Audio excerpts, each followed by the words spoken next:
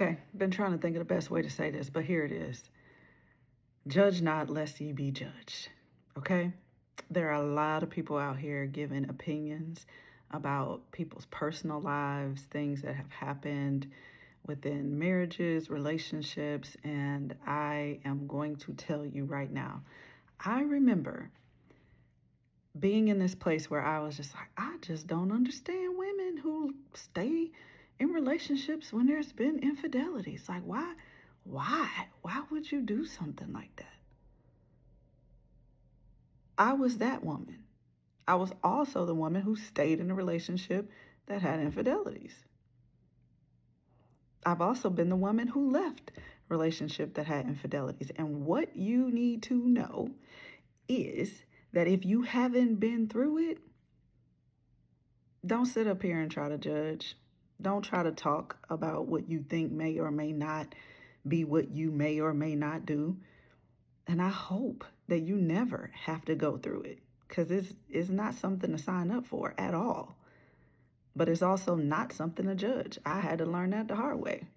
So I'm telling you, so you won't be out here talking about anybody and everybody's business, having your opinion about what people need to do and what they don't need to do, and what you think makes sense. Because the truth of the matter is, when you make a covenant to God, it's not a joke.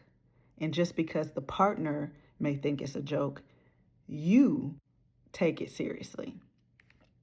And sometimes God is allowing grace for reconciliation, and sometimes He's not.